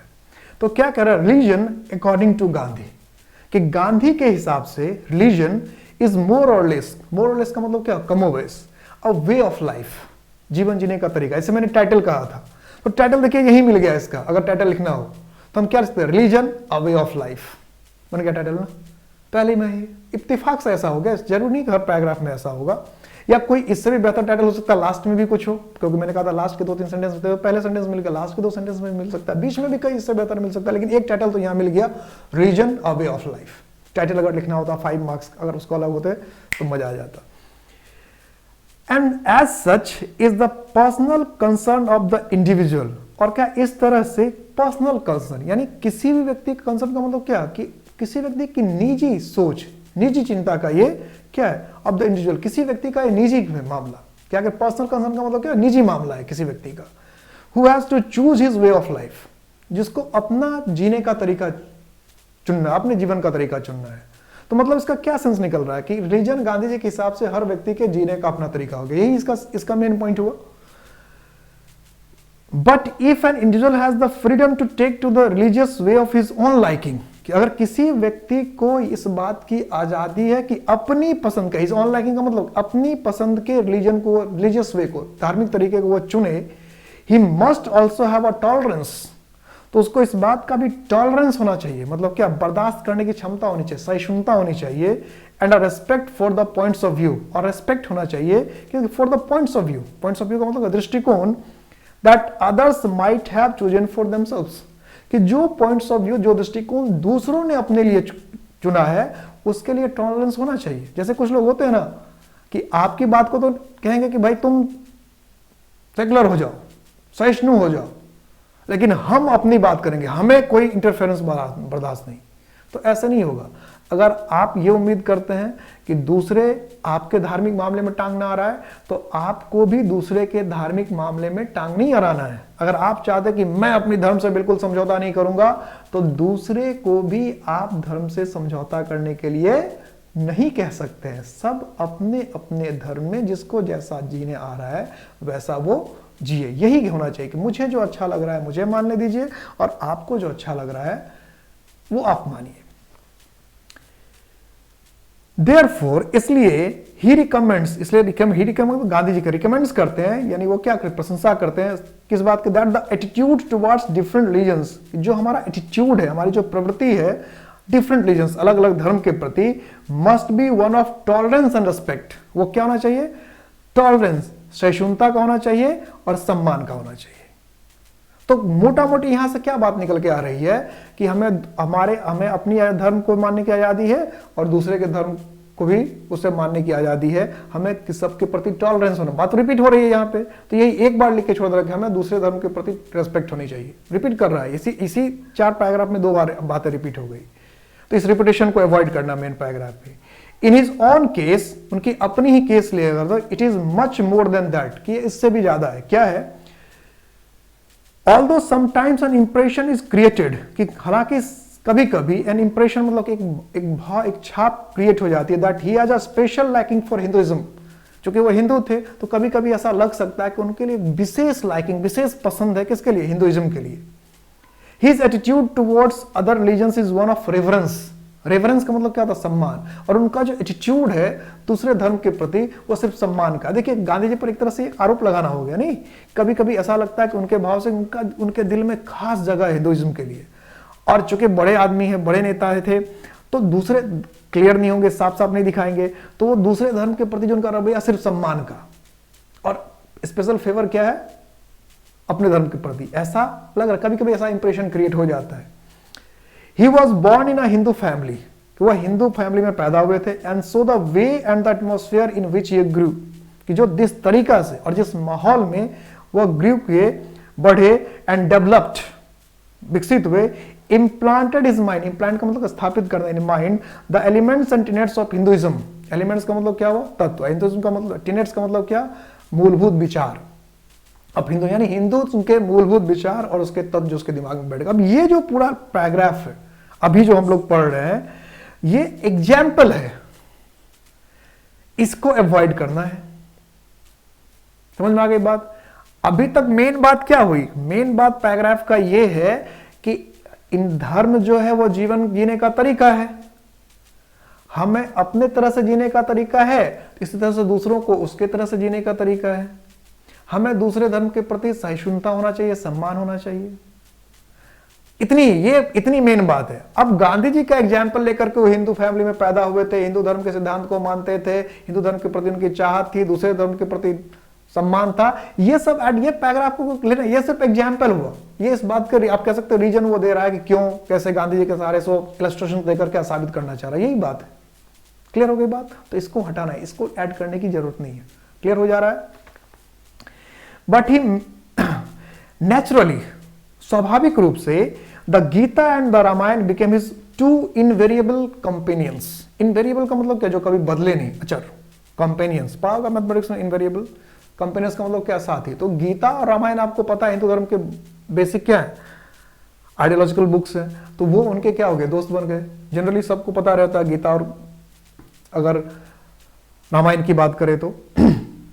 But he made a study of many great religious scriptures, लेकिन साथ साथ उन्होंने क्या किया कि कई ग्रेट स्क्रिप्चर्स, स्क्रिप्चर मतलब धर्मशास्त्र हो गया, तो उनकी भी उन्होंने स्टडी की, जैसे the Bible and the Quran, कि अपना तो रामायण और गीता उनका हिस्सा था ही, साथ साथ उन्होंने बाइबल और कुरान को भी पढ़ा। And he came under the influence of A number of cents. Came under the influence का मतलब क्या, प्रभाव में आए। ए नंबर ऑफ सेंट्स, कई संत के, रिलीजियस टीचर्स, धार्मिक शिक्षक के। तब ये सारे जो है एग्जाम्पल देकर बात को साबित करने की कोशिश की जा रही है गांधी जी के। All these led him to believe, इन सब से वो किधर बढ़े, तो ये टू बिलीव, विश्वास करने के लिए, that different religions are the different ways of apprehending the truth. तो इन सब चीजों को पढ़कर उनके दिमाग में क्या आया, उनके दिमाग में क्या ख्याल हुआ, उनका क्या मानना हुआ, उनका ये मानना हुआ कि different religions are the different ways of apprehending the truth, कि जो मूलभूत सत्य है उसको एप्रीहेंड, समझने के लिए अलग अलग धर्म जो है अलग अलग तरीका है। ठीक है, कि धर्म जो है अलग अलग, वो बेसिक सच्चाई को समझने के तरीके के अलग अलग तरीका से मूलभूत सत्य को समझना है। क्लियर हो गई बात। आप लिख सकते हैं, वो क्या लिख सकते हैं कि according to Gandhi ji, different religions are the different ways of understanding the ultimate truth. यही है कि अलग रिलीजन हमें यही बता रहा था, ये लिख दिया, ये हो गई समरी, तो ज्यादा हमें इधर भागने की जरूरत नहीं है। तो ये दोनों पैराग्राफ में, अब दोनों पैराग्राफ को अगर हम समराइज करें, अब अगर मैं लिखने के लिए आपको कहूं तो आप क्या लिखेंगे, कैसे लिखेंगे? वर्ड्स फिर काउंट कर लीजिएगा, मैं आपको लिख कर भी दिखाऊंगा। तो पहले मैं पढ़ देता हूं, फिर मैं लिख के दिखाऊंगा। Gandhi believe that every religion contains good precepts. Precepts का मतलब क्या? उपदेश। तो गांधी जी का मानना कि हर एक धर्म में गुड प्रिसेप्ट यानी अच्छे उपदेश हैं, एंड नोबल टीचिंग्स। अच्छे क्या है? टीचिंग से पढ़ाई नहीं, शिक्षा है। He also finds, उनको यह भी मिला, that some of the interpretations and commentaries, कि कुछ जो interpretations यानी समझ, जैसे धर्म को हम पढ़ते हैं, हमारी अपनी समझ, जो गीता पढ़ के हम कुछ समझ ले, कोई और पढ़ के कुछ समझ ले, commentaries उसमें जो व्याख्यान है, भाष्य लिखे गए, टीका लिखे गया, have degraded। डिग्रेड का मतलब क्या? किसी की इज्जत प्रतिष्ठा कम करना, धूमिल करना। तो वो जो कमेंट्रीज लोगों ने अपने मन से निकाल लिया है, degraded religion and distorted. Distort का मतलब क्या? मरोड़ देना, बात को घुमा देना। तो उसने जो व्यक्तिगत लोगों ने जो कमेंट्रीज लिखी है, उसने धर्म के शिक्षा को क्या किया? डिस्टॉर्ट कर दिया, घुमा दिया, टेढ़ा मेढ़ा कर दिया, विकृत कर दिया है, या उसको कलंकित कर दिया, उसके मूलभूत बात को घटा दिया, कम कर दिया है। He also finds that almost every religion has given rise to some fanatic and unreasonable practices। उनका मानना कि यह कि चाहे कोई भी धर्म हो, किसी धर्म को उन्होंने नहीं बख्शा। तो कोई अगर यह समझ रहा है कि हमारे धर्म के गांधी जी सपोर्टर थे, तो साफ किसी भी धर्म को साफ साफ लिख दिया कि किसी भी धर्म के विषय में वो कहते हैं कि जितने हम चाहे जितने धर्म, every religion give some fanatic. कि फैनेटिक का मतलब क्या? उन्मादी, बिना विचार के, हिंसात्मक। तो फैनेटिक एंड अनरीजनेबल मतलब अव्यवहारिक। प्रैक्टिसेस मतलब क्या? तौर तरीके। आप हर धर्म में देखिए, हर धर्म देखो, मैं किसी का एग्जाम्पल देना नहीं चाहता, लेकिन हर धर्म में इस तरह की बात मिलेगी। कभी स्त्री के प्रति, कभी पुरुष के प्रति ऐसी बातें मिल सकती है, कभी शादी के विषय में इस तरह की बातें हो सकती है, कभी जीवन जीने के तरीके के विषय में इस तरह की बात हो सकती है। तो कोई ऐसा धर्म है ही नहीं जिसमें कुछ ऐसी बातें नहीं है जो फैनेटिक हो, अनरीजनेबल हो। लेकिन हर व्यक्ति अपने धर्म को उसको जायज ठहराने की कोशिश कर रहा है, हो जाता है ऐसा। Therefore, इसलिए his conviction is that all religions are good as well। उसके इसलिए उनका कन्विक्शन क्या है? उनका अपना मानना क्या है? कि हर धर्म अच्छा भी है और बुरा। ये फिर मेन आइडिया हो गया। अभी जिस पैराग्राफ में बात कर रहे हैं, इस पैराग्राफ में फिर देखिए मेन बात पर आ गया कि इससे हमें क्या लगता है, गांधी जी को क्या लगता है कि हर रिलीजन में कुछ अच्छा है, कुछ बुरा है। इतना ही लिख देना है कि every religion has something good and something bad. तो पूरे सेंटेंस को हमें घुमाने फिराने की जरूरत नहीं होती है। मेन बात तो यही हो रहा है, 2-3 सेंटेंस से क्लियर हो रहा है। अब good as well bad, basically good in conceiving its ideal. तो बेसिकली गुड क्या है? तो कंसीव का समझना, किसके जो आइडियल है, आदर्श को अगर समझे तो सब अच्छा है। किस धर्म में कोई बुराई बोलता है? मुसलमान, इस्लाम कह रहा है कि हम सबको पवित्र होना चाहिए, झूठ नहीं बोलना चाहिए, बेईमानी नहीं करना चाहिए, रिश्वत के पैसे लेने चाहिए, इंटरेस्ट पे पैसे नहीं लेना चाहिए, 5 समय अल्लाह को याद करना चाहिए। हिंदू धर्म भी कहता है यूनिवर्सल ब्रदरहुड होना चाहिए, अहिंसा होनी चाहिए, सब कण कण में ईश्वर होना चाहिए। कौन कहता है बुरा? कृष्णडे में जाइए, कहता ट्रूथ एंड नॉन वायलेंस, कि हमेशा तुतफुल रहिए, हमेशा अहिंसक रहिए। तो बेसिकली आइडियली तो हर धर्म क्या श्रेष्ठ हो गया, but bad in giving rise to hatred. लेकिन फिर क्या करता है? अब देखिए, हर व्यक्ति अपने अपने धर्म को फैलाने में लगा हुआ है, जबरदस्ती अपना धर्म श्रेष्ठ साबित करने में लगा है। तो इससे फिर क्या होता है? हेट्रेड, घृणा, क्रूसेड्स, जिसको हम कहते हैं जिहाद, धर्मयुद्ध, ये धर्मयुद्ध लोग छेड़ने में लगे हुए हैं। एंड फेडिज्म, उन्मादता, पागलपन। तो इस तरह की चीजें हम नहीं बर्दाश्त कर सकते धर्म में। लेकिन धर्म होता, धर्म के लोग ही फैलाते इस तरह की बात। The experience of communal riots in India strengthened his belief. और भारत में भी कम्युनल राइट्स तो होते रहते हैं, उससे उनके उस बिलीफ को और मजबूती मिला कि भाई धर्म कोई भी हो, लोग कितने भी अच्छे बन ले अपने धर्म को लेकर, लेकिन अगर दंगा कर रहा है कोई किसी धर्म को लेकर, कोई किसी की हत्या कर रहा है, कहीं बलात्कार हो रहा है, कहीं पर दुकानें लूटी जा रही है धर्म के नाम पर, तो ये तो कोई धर्म नहीं सिखाता। चाहे कोई धर्म का व्यक्ति ऐसा कर रहा हो, इसका मतलब वो अपने धर्म का नुकसान कर रहा है। चाहे आप बदले की भावना से कर रहे हो, चाहे जिस भावना से कर रहे हो, या अपने को श्रेष्ठ साबित करने के लिए कि हम देखो ऐसा ही कर सकते हैं। तो धर्म के नाम पर हम क्या कर सकते हैं? बलात्कार कर सकते हैं। धर्म के नाम पर हम क्या करते हैं? दुकानें लूट सकते हैं। धर्म के नाम पर हम क्या कर सकते हैं? एक आदमी को पकड़ के 10 आदमी मिलकर मार देंगे तो हमारा धर्म श्रेष्ठ हो जाएगा। वो तो कोई भी कर सकता है। तो ना तो अपने को श्रेष्ठ करने के लिए हम ऐसा कर सकते हैं, ना ही प्रतिकार में अगर कहीं ऐसा हो गया तो हम भी ऐसा कर दें। ये कोई धर्म नहीं सिखाता, कोई मजहब नहीं सिखाता। Therefore he suggests that religions, historical religions, जितने भी वो सजेस्ट करते हैं, जितने भी धर्म है, historical religions है, ऐतिहासिक धर्म है, must not be allowed to cross the limits of region. कि धर्म में भी रीजन होना चाहिए. यहां रीजन का मतलब तर्क है, कारण नहीं, रीजन.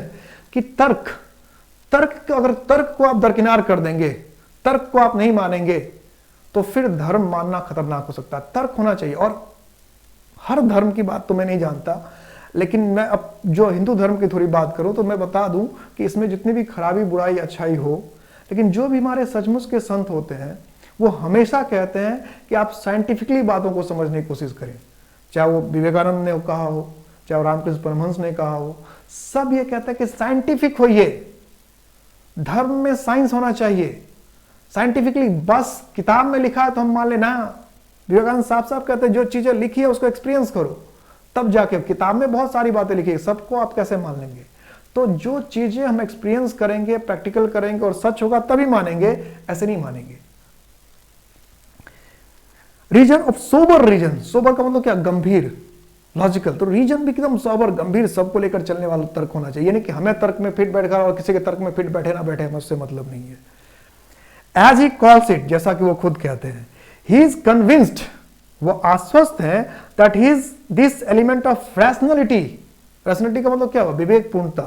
कि ये जो विवेकता की बात है, जो तत्व है, will be able to bring about. इससे क्या होगा? ये क्या लाएगा? ब्रिंग अबाउट का मतलब क्या? लाना.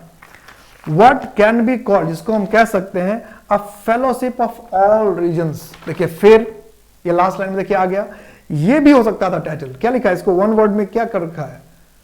ये रखा है वो वन इनवर्ट कॉमा में, कि a fellowship of all regions, single inverted comma में, कि a fellowship of all regions. तो ये भी तो हो सकता है. मतलब क्या? सभी धर्मों का क्या? फेलोशिप, भाईचारा, आपसी संबंध. द किंगडम ऑफ गॉड, यही बना दिया heading. Religion, the kingdom of God, religion, the philosophy of all religions. तो ये बन सकता था ना. तो 3 to 4 टाइटल्स तो यही मिल गया. फर्स्ट पैराग्राफ में उधर, और फर्स्ट सेंटेंस में उधर, और लास्ट सेंटेंस में इधर मिल गया. A Christian expression which he also approvingly uses on various occasions. तो ये क्रिश्चियन एक्सप्रेशन है. मतलब क्या? क्रिश्चियन लोग ऐसा कहते हैं, fellowship of all religions, the kingdom of God, which he also approvingly uses on various occasion. जो अप्रूविंगली मतलब क्या? खुद मानते, वो कई ओकेजन पर वो एक्सप्रेस करते हैं.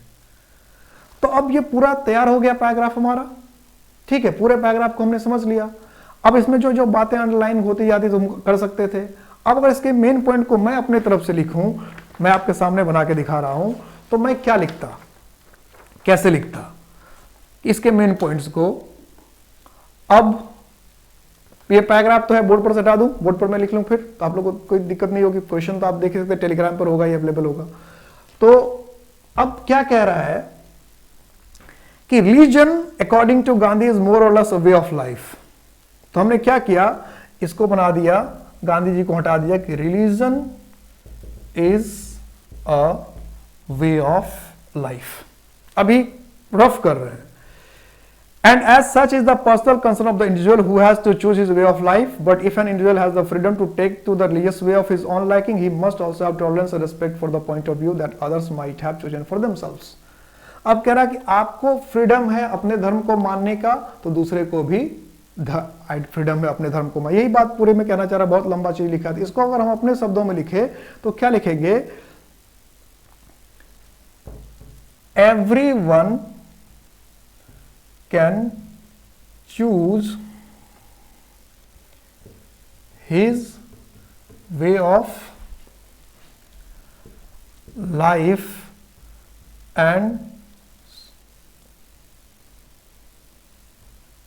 इतने तकलीफ को नहीं छोड़ सकते हैं कि हर जो अपने अपने चूज करना है.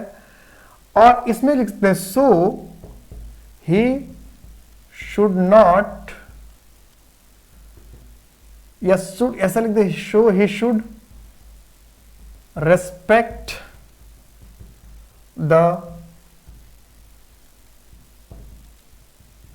अदर्स वेज ऑफ लाइफ, या others religions ways of life को लिखकर छोड़ दें. इसको एक वर्ड में लिख दे, क्या लिख सकते हैं? रिलीजन्स. तो बातें आ गई ना कि everyone can choose his way of life, so he should respect others ways of life या अदर्स रिलीजन. या इसको ऐसे लिखते हैं, everyone can choose his own religion, तो और शब्द कम हुआ. हिज वे ऑफ लाइफ की जगह पर रिलीजन लिख दे, और शब्द कम हो जाएगा. कि हर व्यक्ति को अपना रिलीजन चुनने की आदत है, आज़ादी है, सो उसको दूसरे के रिलीजन्स के भी कुछ करने की आज़ादी नहीं है, उसको रेस्पेक्ट करने की आज़ादी है, उसको रेस्पेक्ट करना चाहिए, सम्मान करना चाहिए। तो अब हम क्या कह रहे हैं, therefore he recommends that the attitude towards different religion must be one of tolerance and respect. तो क्या है, तो हमें क्या होना चाहिए, अवर attitude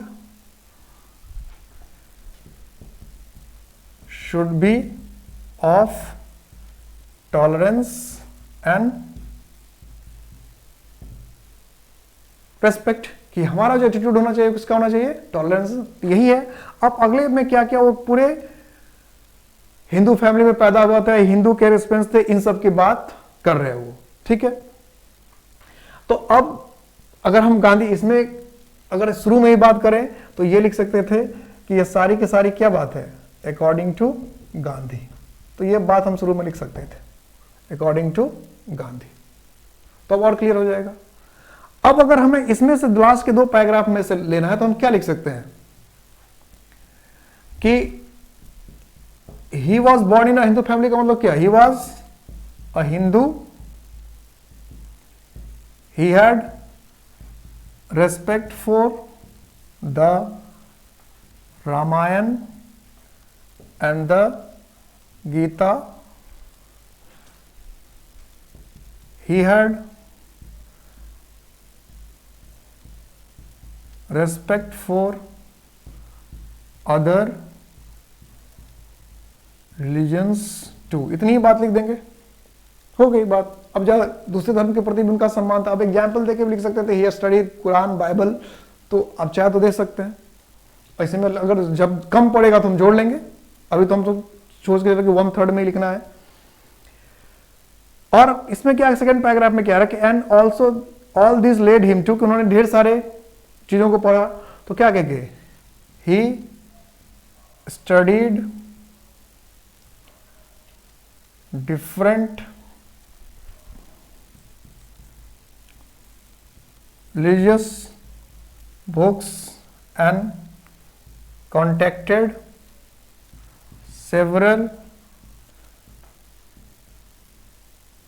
religious saints and teachers। हो गई बात, saints and teachers, उन्होंने कांटेक्ट किया कई लोगों को। अब उसमें लिख रहा है कि let this all this led to believe that different religions are the different ways of apprehending the truth.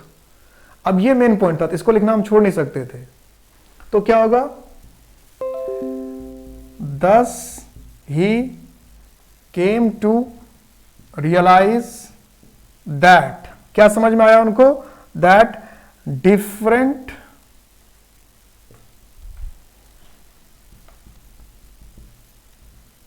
religions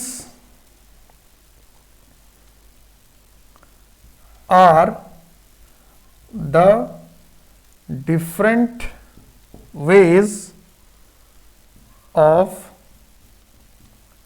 apprehending the truth। Clear है। अब वर्ड्स को एक बार काउंट कर लेते हैं, कहीं ज्यादा तो नहीं हो रहा है। 1 2 3 4 5 6 7 8 9 10 11 12 13 14 15 16 17 18 19 20 21 22 23 24 25 26 27 28 29 30 31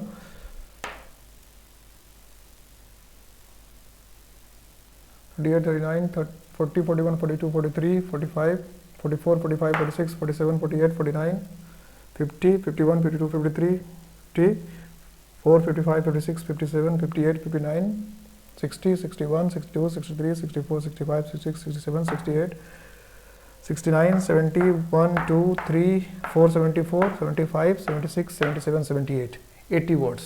और पैराग्राफ का जो टोटल लेंथ है वो लेंथ है आपको 351। तो 351 अगर हम कह रहे हैं और 80 हमारे पास आ गया, तो 351 का 1/3 क्या जा रहा है, 117 के आसपास। इसका मतलब 120 वर्ड्स हमारे होना चाहिए और 80 हम आ चुके हैं। तो इसका मतलब अब हमारे पास जो लिमिट है वो जस्ट 40 वर्ड्स और है, उससे ज़्यादा हम इसमें ऐड नहीं कर सकते। अब कुछ काटना होगा, कुछ ऐड करना हो सकता है। अब नेक्स्ट क्या कह रहा है कि Gandhi believes that every religion contains good precepts and noble teachings. He also finds that some of the interpretations commentaries have degraded religions and distorted. अब इसका मतलब क्या है कि हर धर्म में अच्छी चीज है बुरी चीज है, लोग कमेंट्रीज से क्या होते हैं या अपनी बात निकालकर इंटरप्रिटेशन करके गलत कर देते हैं, फैक्ट को बदल देते हैं. He also finds that almost every religion has given rise to some fanatic and unreasonable practice. कि हर धर्म में क्या है, fanatic और unreasonable practices है. Therefore his conviction is that all religions are good as well as bad. इसलिए उनका क्या मानना है कि हर रिलीजन में अच्छाई भी है बुराई भी, सब एक ही बात को देखिए रिपीट कर रहा है, बार बार कह रहा है. तो basic good in conceiving its ideal but bad in giving, ये सब एग्जांपल हुआ. इसे conceiving in ideal but bad giving hatred crusade, ये सब क्या हुआ, एग्जांपल. कैसे बैड है कैसे गुड है उसका एग्जांपल हुआ, कैसे बैड है उसका एग्जांपल. तो इस चीजों को हटाना, यही सब चीज समझना है कि एग्जांपल दे रहा है. बात सिर्फ ये कहना कि हर धर्म में अच्छाई है और हर देश में बुराई है और उसको इंटरप्रेट करने वाले लोग उसको बिगाड़ देते हैं. इतना ही मेन मुद्दा है, इससे ज्यादा इसमें कुछ नहीं कहा गया है. और सब चीजें एग्जाम्पल दे रहा है क्या अच्छाई है क्या बुराई है. द एक्सपीरियंस ऑफ कॉमनलाइट्स, ये भी एग्जाम्पल हो गया, इसको भी आपको हटा देना है. देयरफॉर ही सजेस्ट, उनका जो सजेशन है वो क्या है कि historical religions must not be allowed to, ये है, ये हम लिख सकते हैं कि इसलिए रिलीजन अच्छा तब रहेगा जब उसको लिमिट में रहे, ये कहना चाहता है. अब इसमें सोबर रिलीजन देके वो कह रहा था, इसको हमको ऐड करने की जरूरत नहीं है कि हर रिलीजन को क्या है लिमिट में रहना चाहिए. He is convinced that the rationality, इसका मतलब फिर क्या कर, rationality will be the bring out, rationality होना चाहिए सेंटेंस में. तो अब इस बात को अगर हम लिखें, इस पूरे बात को, इसमें एग्जांपल बहुत पैराग्राफ में दिया गया, तो मेन बात लिखे क्या, तो हम लिखेंगे क्या कि every religion is a mixture of good and bad things. ठीक है, यही कहना चाहते हैं. और क्या कहते हैं, लोग इसको क्या करते हैं, डिस्टॉर्ट करते हैं या कमेंट्रीज मिस इंटरप्रेट करते हैं, ये कहना चाहता है. तो पीपल डिस्टॉर्ट और मिस इंटरप्रेट, कि लोग डिस्टॉर्ट करते हैं, मिस इंटरप्रेट करते हैं. अब इसका सलाह ही वो क्या देते हैं कि क्या होना चाहिए इसमें, बेहतर क्या होना चाहिए, तो बेहतर होना चाहिए क्या कि क्रॉस लिमिट ना करे. तो क्या होगा, religion should not cross the limits of sober reason. हो गया. अब कह रहे क्या कि उसमें रैशनलिटी होनी चाहिए, और इस पार को उन्होंने क्या कहा, fellowship of religions the kingdom of God, ये होना चाहिए, ये लिख सकते हैं. तो वो क्या कह रहा है कि रैशनलिटी इज इंपॉर्टेंट, कि रैशनलिटी बहुत क्या है, इंपॉर्टेंट है, जरूरी है. रैशनलिटी बहुत इंपॉर्टेंट है, जरूरी है. A fellowship of all religions, the kingdom of God. तुम क्या कहें, दोनों में से किसी एक को चुन लिया, दोनों चुन लिया कि religion is the kingdom of God, या fellowship of all religions कह सकते हैं. अब इसमें काउंट करते कितने वर्ड्स हो गए, अब इधर कितने वर्ड्स हो गए, 1 2 3 4 5 6 7 8 9 10 11 12 13 14 15 16 17 18 19 20 21 22 23 24 25 26 27 28 29 30. मतलब इतने वर्ड्स को अगर हम लिखें तो हमारे पास कितने वर्ड्स आ रहे हैं, 130. तो 130. तो अब हम ऐसे भी रहने दे तो बहुत ज्यादा डिफरेंस नहीं, 5 वर्ड्स का डिफरेंस है, उसको तो हम किसी भी तरह से कम कर सकते हैं. 130 तो आ रहा है. तो 351 में पैराग्राफ दिया हुआ है, और हमने जो ऐसे रफली आपके सामने देखकर बनाया, अभी क्वेश्चन ये रहा, तो कितने आ रहे हैं, 130 के आसपास आ रहे हैं. हो सकता है गिनती में स्पीड में थोड़ा सा एक दो इधर हो गया हो. तो 117 में तो होना ही चाहिए था, 1/3 में 351 है तो 117, ये तो हुआ. 13-14 वर्ड्स ज्यादा है, 4-5 वर्ड्स ज्यादा हम कर सकते हैं, तो वो हो ही सकता है. अब इसको अगर हम कम करना चाहते हैं अपने आप कम हो, क्योंकि तो रफ लिखा है, हमें तो 10 वर्ड्स ही कम करना है. तो देखिए अब जब इसका फाइनल बना दे तो अपने आप 10 वर्ड्स कम हो जाएगा. कैसे, जैसे हमने लिखा अकॉर्डिंग टू गांधी, तो चाहे तो हम यहां से भी क्या करते हैं, यहां भी कम कर सकते हैं. क्या लिख सकते हैं, ये दो वर्ड्स तो इधर भी हमने कम किया था, अब हम लिखना चाहते हैं फेयर। मैं फाइनल लिख रहा हूं, अब उसे देखिए हमने लिखा, क्या लिखा, गांधी का अकॉर्डिंग टू को लिख ही लेते हैं, क्या कि according to Gandhi religion is a way of life. Religion is a way of life है। वर्ड्स हमें कम भी करना, उसका भी ध्यान रखना है। इसमें तो हमने अभी कुछ नहीं किया। अब क्या कि every one can choose his way of life, so he should respect others ways of life. अब देखिए, वेज ऑफ लाइफ और वे ऑफ लाइफ तो रिलीजन हो गया। अगर वर्ड्स कम करना चाहते हैं, वर्ड्स भी कम हो सकता है। और इस दोनों सेंटेंस को हम अगर मिला के लिख दें तो फिर हमें ये लिखने की जरूरत नहीं होगा, सो और ही लिखने की जरूरत नहीं बनेगी। अब दोनों सेंटेंस को हम कनेक्ट कर सकते हैं। तो क्या लिख सकते हैं कि एवरी वन, क्या लिख सकते हैं कि एवरी वन इज, या कैन फ्री भी लिख सकते हैं, is free to choose his legion. Words कम हो गए, हमने वेज ऑफ लाइफ को लीजन कर दिया कि his legion and should respect, दोनों को एक साथ लिखने की बात कर रहे हैं, शुड रेस्पेक्ट अदर्स रिलीजन्स। अब ग्रामर के रूल्स के हिसाब से अगर चले तो रिलीजन्स नहीं भी लिखेंगे तो भी चल जाएगा, अदर्स लिख कर छोड़ दे तो भी एक वर्ड कम हो जाएगा। प्रोनाउन का ये रूल है, अदर्स लिख कर छोड़ दीजिए बात। जैसे हम लिखते हैं my house is not better than yours, your house लिखने की जरूरत नहीं है, सिंपली लिख दिया कि my house is not better than yours, तो योर हाउस नहीं लिखेंगे तो भी काम चलेगा। उसी तरह से अदर्स लिख देंगे तो वर्ड और कम हो जाएगा। तो अभी हमारे कितने वर्ड्स कम हो गए, 1 2 3 और ऊपर 6 वर्ड। 6 वर्ड्स की जगह पर क्या हमने सिर्फ 2 बार लिखा रिलीजन्स, तो 4 वर्ड्स तो ऐसे ही कम हो गए ना कम। तो फिर इसको काउंट कर लेंगे और अगर कुछ कम करना होगा तो लिख लिया। ये इसको मिटाता जा रहा हूं मैं। वेज ऑफ लाइफ, अब क्या है, our attitude should be of tolerance and respect. अब ये टॉलरेंस और रेस्पेक्ट, ये जो है, तो रेस्पेक्ट तो हमने इसमें ऐड कर ही लिया, सो respect.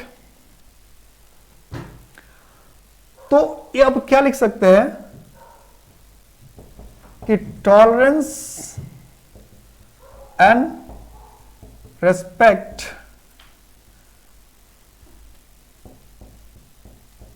Should be our attitude. ये हमारा एटीट्यूड क्या हो, या उल्टा भी कर सकते, our attitude should be of tolerance and respect. Respect और टॉलरेंस हमारा एटीट्यूड होना चाहिए। ऑफ से एक वर्ड याद है, इसलिए उसको मैंने चेंज कर दिया। अब गांधी के विषय में बात करते हैं, तो क्या कि he was a Hindu, he had respect for the Ramayan and the Gita. तो हम क्या लिखेंगे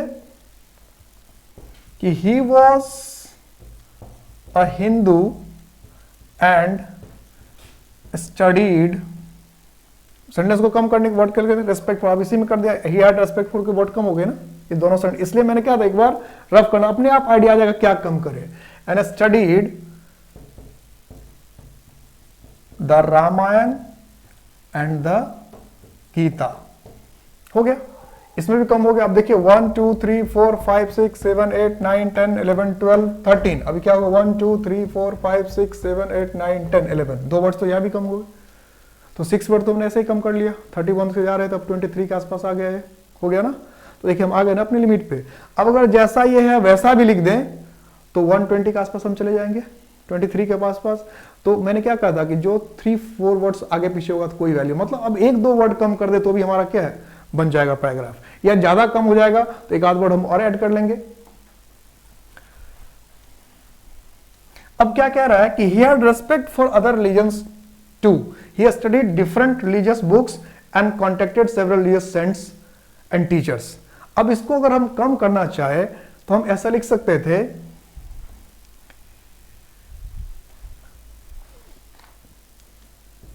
he had studied other religious books and contacted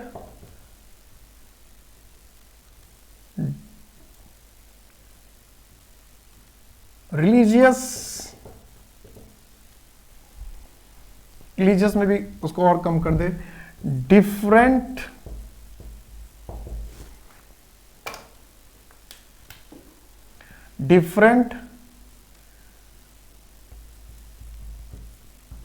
religious teachers and saints. हो गया।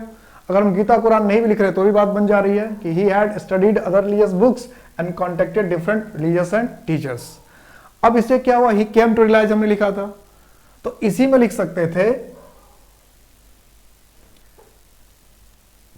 he understood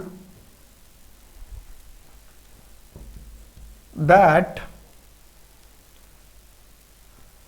different religious books, ये तो बात लिख दी, इसी को कॉन्टेक्ट कर रहे हैं, सेंट्स एंड फिलोसफर। 10 ही आपने क्या लिखा, 10 लिख दिया था, अब ये काम हो गया ना, 10 को हटा दिया, he understood, 10 he came to realise, इतनी वर्ड है, 10 he came to realise, 1 that, 1 2 3 4 5 6, इसकी जगह पर हमने क्या लिखा, ही अंडरस्टूड दैट, 1 2 3 4 5, तो अननेसेसरी कॉन्टेक्ट हम कॉन्टेक्ट लिखे क्या करेंगे, 10 को हमने हटा दिया, तो इसकी जगह 3 वर्ड्स तो ऐसे कम हो गए, 120 पे आ गए ना, अब तो बिल्कुल सही जगह पे आ गए, अब तो और कुछ ना करे तो खत्म हो गया, 6 वर्ड की जगह 3 हो गया, 1 2 3 4 5 6 की जगह पे हमने क्या लिखा, सिर्फ 1 2 3, तो 3 वर्ड्स तो यहाँ भी कम हो गए, तो 10 वर्ड्स तो हमने ऐसे ही कम कर लिया अभी, इसलिए एक बार रफ और फेयर में आने का क्या फायदा दिख रहा है। ही understood that different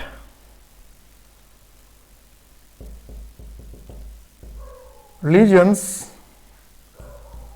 are the different ways of, अब ये एप्रीहेंडिंग था, इसी को हमने दूसरा वर्ड भी अंडर कर अंडरस्टैंडिंग द ट्रूथ, जरूर नहीं कि भाई एप्रीहेंडिंग ही लिखें, हो गया, बन गई बात। अब क्या कि every religion is a mixture of good and bad things.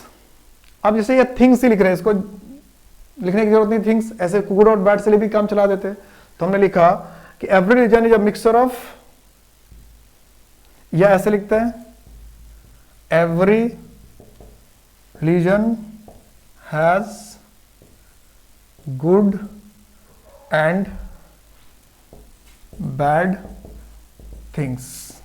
तो अब एक मिक्सर ऑफ काट दिया हमने, अब देखो एक मिक्सर ऑफ काट दिया तो इससे कितने वर्ड्स कम हो गए, 3 वर्ड्स तो यहां कम हो गया, तो अब तो जो 117 जा रहा था उससे भी कम होने जा रहा है, तो हो सकता है हम कुछ और ऐड कर दे तो भी बात बन जाएगी, क्योंकि अब कितने 13 वर्ड्स तो हमने ऐसे कम कर लिया, 130 के आसपास जा रहा तो 17 के नीचे चला गया, आ गए ना हम लोग, इसलिए एक बार ऐसे रफ करना चाहिए और फिर दूसरे जब हम फाइनल लिखेंगे तो हम जरूरी चीजों को क्या कर सकते हैं, काट सकते हैं, हटा सकते हैं। Good and bad thing people distort और मिस इंटरप्रेट। अब आगे क्या कर सकते हैं,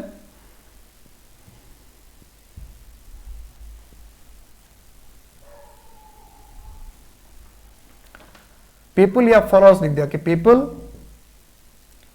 पीपल मिस इंटरप्रेट और डिस्टॉर्ट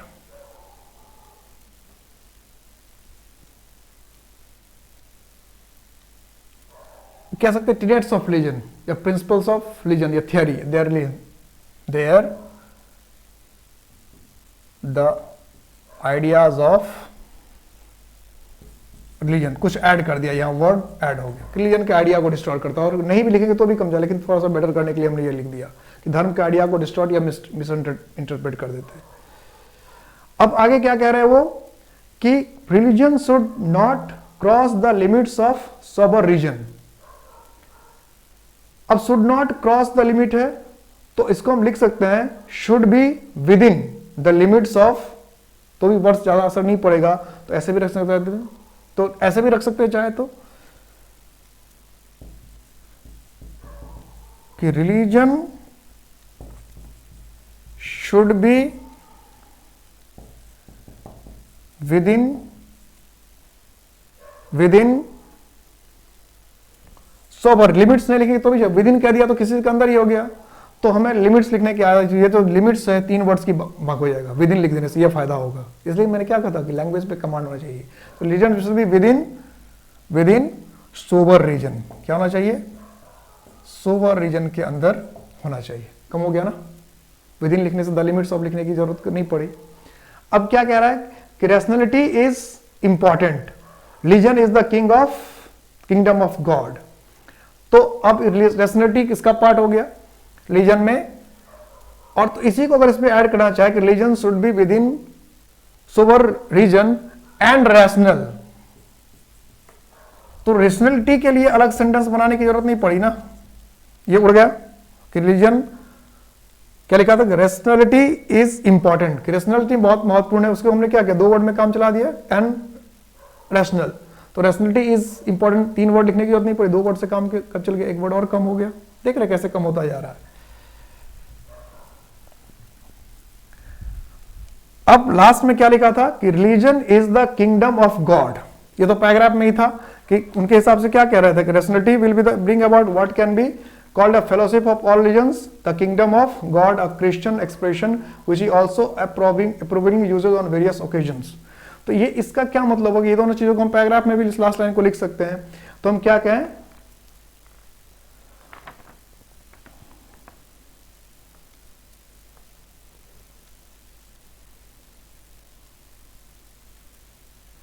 तो कह सकते हैं ये जो चीजें हैं कि religion should be within sober reason and rational.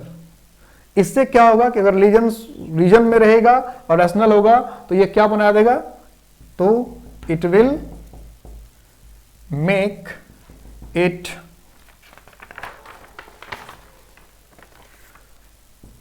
A fellowship. It का इस्तेमाल क्या कर रहे हैं, रिलीजन के लिए, फेलोशिप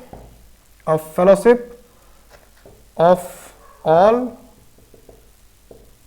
रिलीजन्स। ये वर्ड मैं शुरू में भी ऐड करना चाहता था लेकिन ये वर्ड मिस हो गया था। देखिए वर्ड्स कम करने का फायदा हुआ कि ये वर्ड ऐड कर सकते हैं, ए फेलोशिप ऑफ ऑल रिलीजन्स और द किंगडम ऑफ गॉड हो गया। तो मैंने क्या कहा था, ये किंगडम ऑफ गॉड और फेलोशिप ऑफ ऑल रिलीजन्स, इसको हम चाहे तो क्या बना सकते हैं, टाइटल बना सकते हैं। तो ये ऐड कर लिया। अब फटाफट वर्ड की काउंटिंग कर लीजिए कि ये 120 वर्ड्स के आसपास है कि नहीं, कीजिए काउंटिंग।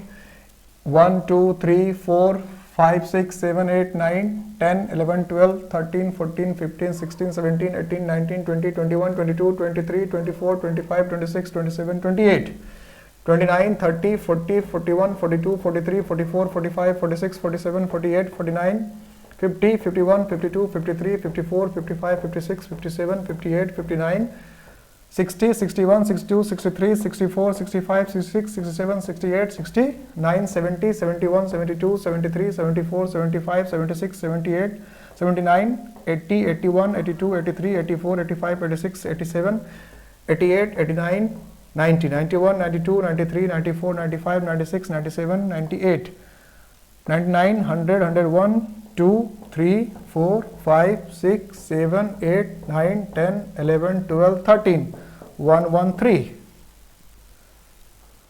है ना।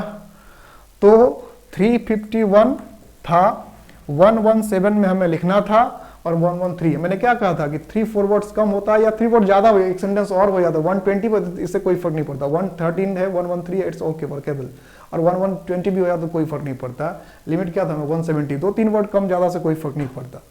अब इसको हम पढ़ के देखते हैं कि बिल्कुल लॉजिक, जो उसको पढ़ेगा उसको फ्रेश लगेगा कि नहीं। देखिए उसको कोई लगेगा कि अटपटी बात नहीं किया है। क्या क्या है कि according to Gandhi religion is a way of life, Gandhi के हिसाब से जीवन क्या जीने का तरीका है। Everyone is free to choose his religions and should respect others religions, कि सबको अपनी आजादी है रिलीजन चुनने की और दूसरे रिलीजन को रिस्पेक्ट करने की। Tolerance and respect should be our attitude, हमें क्या होना चाहिए, हमारे एटीट्यूड में क्या होना चाहिए, टॉलरेंस और रिस्पेक्ट होना चाहिए। ही वॉज अ हिंदू, वो क्या थे, हिंदू थे। उन्होंने क्या किया, रामायण और गीता उन्हें पढ़ी थी, यही कह रहा था, और दूसरे धर्म को भी उन्होंने सम्मान दिया था। He had studied other religious books and contacted different religious teachers and cents, यही कहा कि उसने क्या अलग अलग किताबों को भी पढ़ा था, अलग अलग लोगों के कॉन्टेक्ट में भी आए थे, और इससे वो क्या समझे, he understood that different religions are the different ways of understanding the truth. इन सारे रिलीजन्स कॉन्टेक्ट में आकर उन्होंने क्या समझा कि डिफरेंट रिलीजन्स है, सच्चाई को समझने का अलग अलग तरीका है। Every religion has good and bad thing, यही तो कह रहा है कि हर चीज में अच्छाई बुराई है, कोई हर रिलीजन अच्छाई और बुराई को प्रमोट करता है और एग्जाम्पल समझाया कैसे फेनाटिज्म को बढ़ा रहा है, कैसे दूसरी चीजों को बढ़ा रहा है, ये सब चीजें उसमें लिखा। तो वो सारे एग्जाम्पल थे कि अच्छाई में क्या क्या हो जाता है, बुराई में क्या होता है, तो उन सब चीजों एग्जाम्पल को लिखने की हमें जरूरत नहीं थी।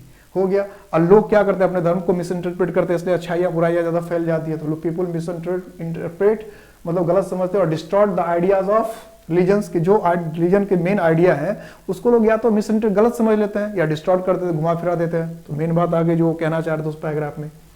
फिर religion should be within sober reason, sober reason के अंदर यानी क्या, तर्क के अंदर होना चाहिए। एंड रेशनल, उसको क्या होना चाहिए, तार्किक होना चाहिए, रेशनल होना चाहिए।